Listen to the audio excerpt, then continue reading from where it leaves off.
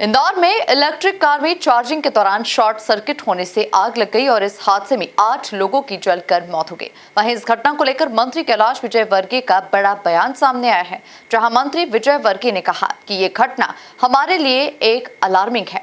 EV का युग है और ईवी चार्जिंग में आग लगी है। अगर ईवी सेफ है तो फिर चार्जिंग की वजह से आग क्यों लगी? भविष्य में ऐसी घटना न हो, इसलिए ईवी चार्जिंग पर एसओपी बनाएंगे। देखिए ये खास रिपोर्ट। बहुत दुखद घटना है, अलार्मिंग भी है, क्योंकि ईवी का युग है अभी और ईवी के चार्जिंग में आग लगी। मतलब ये हम सबके लिए सोचने वाली बात है कि क्योंकि पूरा समाज ईवी की तरफ जा रहा है, पूरी दुनिया ईवी की तरफ जा रही है।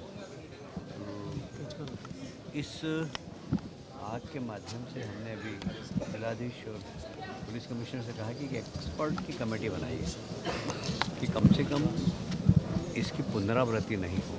यह आग कैसे लगी? क्या सब स्टैंडर्ड चार्जिंग स्टेशन था, क्या सब स्टैंडर्ड केबल थी? मतलब इसकी पूरी जानकारी लेकर और एक एसओपी बनाना चाहिए, क्योंकि हर घर के अंदर आज की तारीख में लोग सोचते हैं कि अब नई गाड़ी ख़रीदना है तो ईवी खरीदें, क्योंकि वैसे भी आप देख रहे हैं विश्व के अंदर जो अभी चल रहा है ऑयल को लेकर ही चल रहा है और ऑयल के कब क्या भाव होंगे पता नहीं। इसलिए सब लोग ईवी के बारे में सोचते हैं। मैं भी सोचता हूँ कि अगली गाड़ी कोई ख़रीदना है तो ईवी ही खरीदना है, पर ईवी की चार्जिंग से अगर आग लगती है तो ये तो बहुत अलार्मिंग है। और इसमें कहाँ क्यों लगी आग? वैसे पूरे ईवी वाले कहते हैं कि सब सेफ़ है, सब सेफ़ है, सब सेफ़ है, पर आग का कारण ईवी है, चार्जिंग स्टेशन है और उसके कारण आग लगी है। तो क्यों लगी, इसको ज़रूर हम पता लगाएंगे। और मुझे लगता है कि मैं ब्रजेश्वरी में बहुत दिनों बाद आया हूँ। मतलब इतनी छोटी छोटी प्लाट पे इतने बड़े बड़े मकान मल्टी बन गई है, ये भविष्य के लिए भी समस्या है। तो मैं रहवासी संघ के लोगों से मैंने कहा है कि भाई, तो उन्होंने खुद नहीं कहा, ये अभी क्या शुभ नाम? जगदीश निगम जी भी बता रहे थे कि दोनों साइड में कार खड़ी हो जाती है और बीच में अगर कोई बड़ी गाड़ी आना हो, एम्बुलेंस आना हो तो आ ही नहीं पाती। तो वही देख रहा था कि पूरी कॉलोनी के अंदर MOS कवर है। तो ये सब चीज़ें हैं, पर हमें क्योंकि बहुत पुरानी कॉलोनी है, मैं बहुत वर्षों बाद इस कॉलोनी के अंदर आया हूँ, तो हमें इस बारे में भी विचार करना पड़ेगा। शक्ति के साथ, ताकत के साथ नागरिकों को भी इस बारे में सोचना पड़ेगा। ये बहुत बड़ी घटना है, अलार्मिंग घटना है और भविष्य में इस घटना की पुनरावृत्ति नहीं हो, इसके लिए एक SOP ज़रूर बनाएंगे।